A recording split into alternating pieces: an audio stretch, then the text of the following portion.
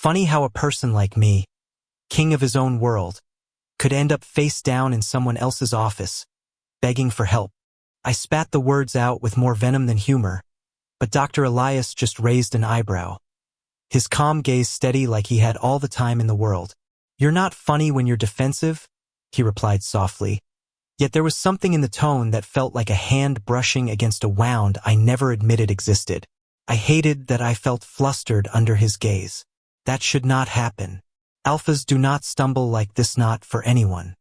Not for an Omega doctor with soft brown eyes that seemed to see straight through my armor. But there I was, a 22-year-old alpha in the prime of my arrogance, sitting on the edge of the examination table, muscles tense, heart betraying me with a chaotic rhythm I could neither control nor understand. Elias, the Omega, moved with grace that seemed effortless, the kind that made everyone around him relax, even me, though I would never admit it out loud. His voice, calm and melodic, continued, "You need to slow down. Your blood pressure is through the roof. Tell me exactly what happened." I exhaled through my nose, a mix of pride and irritation rising in me. "I had an incident. A fight. Nothing serious." I lied, as alphas do, minimizing, deflecting, hiding the truth behind bravado. He tilted his head slightly, studying me. "Nothing serious? Your bruises tell a different story, and the cut on your shoulder looks deep. You didn't fight alone, did you?" I swallowed hard. Damn him for being observant. Damn him for making my chest tighten with his soft, probing concern. Damn him for being an Omega and completely untouchable in his patience. I started, then stopped. What would I say? That I'd gotten reckless? That I had let someone get under my skin, someone I couldn't admit I was thinking about nonstop? That I had let him? Elias crouched down slightly, closer, measuring my pulse with a practiced touch. My entire body reacted before my mind could protest. Heat rose to my cheeks. My alpha instincts, the ones I prided myself on, my control, my pride were faltering in the face of this gentle, unassuming Omega. "You're tense," he observed, almost as if stating a fact rather than making a personal remark. And yet, his closeness made me hyper-aware of every inch of him. I could smell the faint lavender scent of his soap, the clean crispness of his white coat, the warmth that radiated from his hands as he palpated my arm. I wanted to push him away, to tell him that alphas do not succumb to omegas. But I couldn't. "Just leave it," I muttered, turning my head to the side, feeling an unfamiliar flutter in my chest that I hated to admit. He didn't push. He simply nodded, giving me space, yet his presence lingered, as if it could seep into every corner of my guarded mind. "You need care," he said softly, "and you need to stop punishing yourself for things you can't control." The words cut deeper than any punch, any fight, any scar, because he wasn't just talking about my bruises. He was talking about the parts of me I refused to face, the loneliness, the anger, the stubborn pride that had isolated me for so long. For years, I had worn my alpha status like armor, a shield against vulnerability. And here was Elias, standing like an unshakable presence, ready to gently dismantle that armor piece by piece, not with force, but with patience and understanding. I clenched my fists, partly out of frustration, partly out of desire I didn't have the right to feel for him, yet could not deny. My heartbeat was erratic, not from injury alone, but from being this close to him, from feeling his warmth so near, from sensing that he was seeing parts of me I had hidden from everyone else. "Do you always make people face themselves so directly?" I asked, voice rougher than intended, betraying a hint of curiosity, even need. He smiled faintly, almost shyly, though it only made my chest tighten more. "Only when they're ready," he said. And the simplicity of it, the casual certainty, made my defenses crumble faster than I could repair them. The appointment stretched on longer than it should have. Elias cleaned and dressed my wounds with meticulous care, each movement precise, yet laden with an intimacy I wasn't prepared for. My skin tingled whenever his fingers brushed a touch necessary for treatment, and yet somehow electric, intimate, almost forbidden. I hated that it felt so natural to want to lean into him to close the gap between us. Omega's scent grew stronger as he worked, a heady mix that made my alpha instincts flare despite my best efforts at restraint. "You're burning up," he murmured as he felt my forehead. I wanted to say I wasn't, but the truth was undeniable. I wanted him to notice me. I wanted him to care, and the very thought was humiliating yet intoxicating. He adjusted the blanket around me, leaning closer than necessary. "Rest. You'll recover faster if you let yourself." I met his gaze, brown meeting green, and for a moment words failed me. The world outside the city, the fights, the chaos faded. There was only this room, this moment, and him, and I realized, with a jolt I didn't expect, that I was not just recovering from physical wounds. I was recovering from the long, lonely ache that had been eating at my heart. And it was him, this Omega doctor, calm, patient, and endlessly compassionate, who was the first to reach it. "Why do you care so much?" I finally asked, voice barely above a whisper, though my pride screamed at me to demand it with fire and dominance. Elias' smile softened. "Because someone has to," he said simply. "Because someone sees you." I wanted to laugh at the absurdity, wanted to roll my eyes at the sentimentality, but instead my chest ached. Because it was true. I had never been truly seen. Not like this. Not with someone who didn't expect me to perform, to dominate, to hide. And yet, here he was, offering care without demand, warmth without expectation. And against every instinct, every carefully constructed layer of pride and arrogance, I felt my heart falter. I was falling, and it terrified me. The days that followed were a cruel mixture of tension and longing. Every time I returned to Dr. Elias' clinic for checkups, for what I tried to tell myself were minor injuries, I found myself acutely aware of his presence. The soft rustle of his coat, the gentle tilt of his head as he observed me, the warmth in his hands when he examined my arm, every detail etched itself into my mind. I hated myself for needing him, needing an Omega to calm the storm raging inside me, an Alpha supposedly too proud to seek help. Yet there was no denying the pull, the inexplicable craving for his touch, his voice, his care.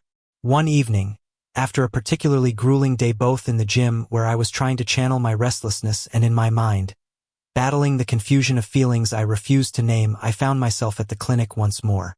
Elias was already there, his brow furrowed slightly as he organized charts. "You're here late," I said, trying for a casual tone, but the hoarseness in my voice betrayed me. He looked up, eyes softening instantly. "I could say the same about you," he replied, voice gentle yet tinged with curiosity. "You're not very good at resting, are you?" I grunted, not meeting his gaze. Pride battled need inside me, and for once, need won. "I felt dizzy?" I muttered, hoping he wouldn't see the truth. That I was here because I wanted to see him, because my heart refused to be calmed by anyone else. Elias set down the charts and approached, his steps quiet but deliberate. "Sit," he said softly, indicating the examination table. "Let me check your pulse."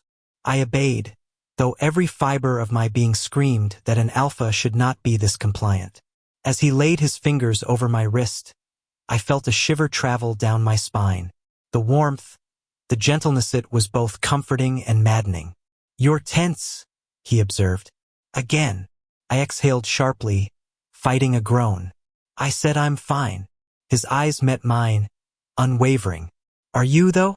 Your body says otherwise." I wanted to argue, wanted to assert dominance, but the truth was undeniable.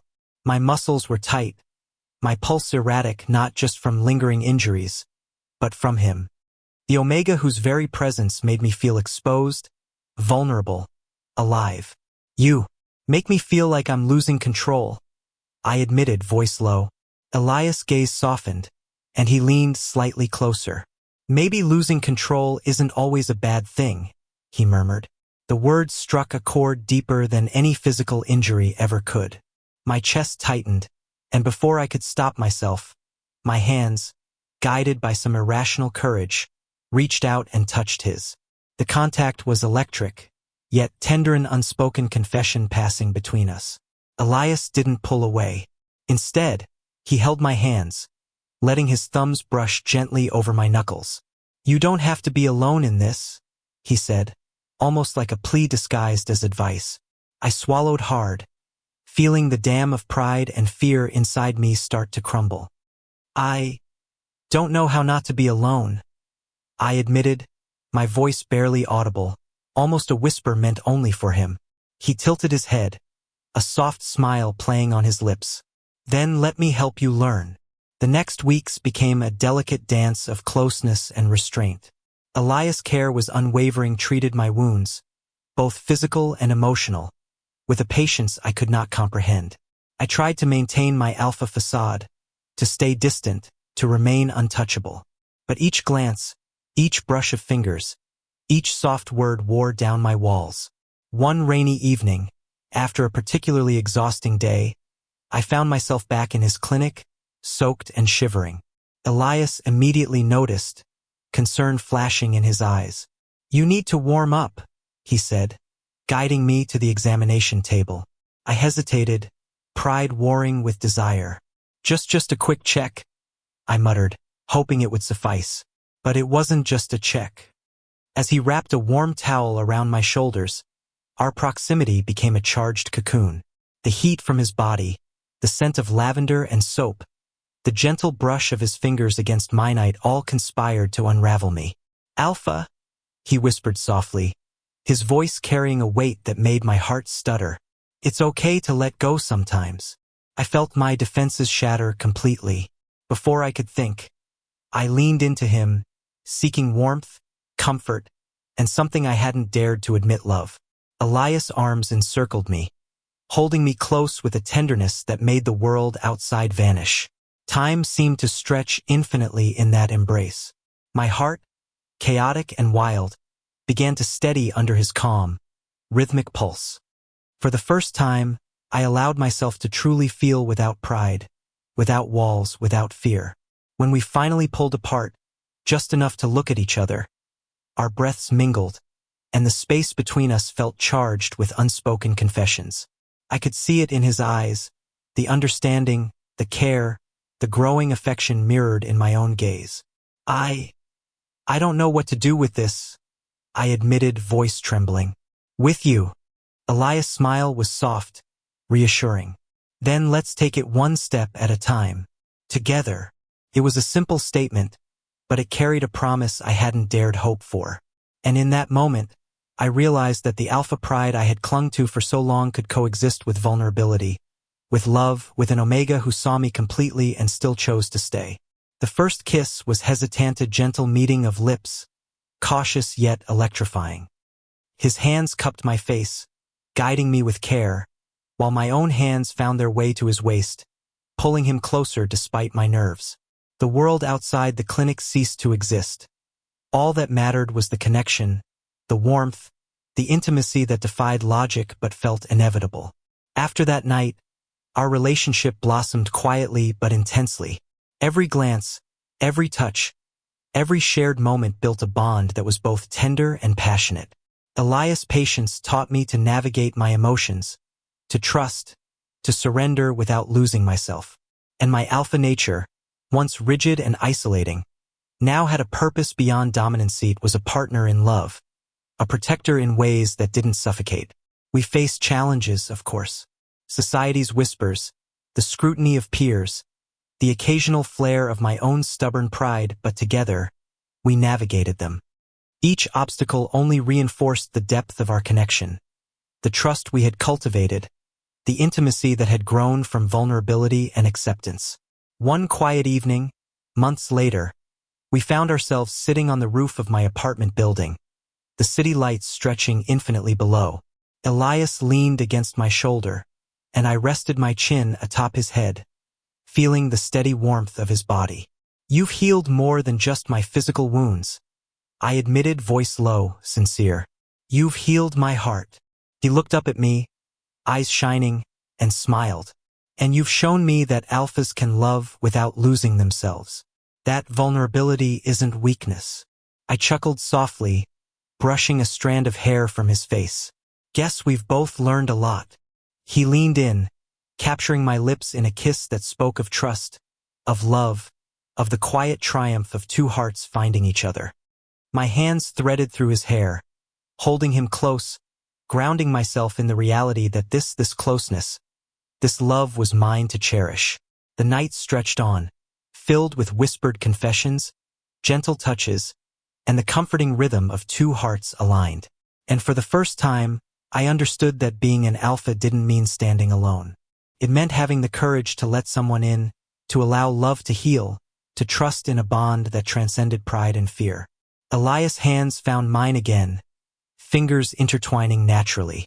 "I never expected this," I murmured, a wry smile tugging at my lips. "To need you, to want you," he chuckled softly, leaning against me. "Funny how life works," he replied.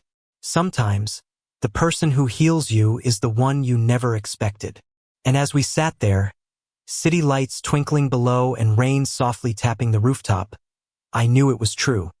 My heart, once armored and guarded, had found its home in an Omega who had the power to heal, to soothe, and to love. And in that love, I discovered the most profound strength of all: the courage to be vulnerable, the joy of intimacy, and the quiet, enduring happiness of being seen completely by someone who chose to stay. For the first time, I wasn't just an alpha. I was a man in love, a man healed, a man whole. And as Elias rested his head against my chest, murmuring softly, "I'm here," I smiled, feeling a warmth that no fight, no pain, and no pride could ever take away. Because in him, I had found everything I didn't know I was missing. The city sprawled beneath us, indifferent, vast, and unyielding. Yet in the quiet cocoon of our shared presence, the world felt manageable, beautiful, and full of promise. We were two souls, Alpha and Omega, flawed, stubborn, and imperfect. And yet, together, we had found something extraordinary. Love that healed, love that endured, love that was ours. And in the end, that was enough. Thank you for listening. Don't forget to like and subscribe to stay updated with the latest videos.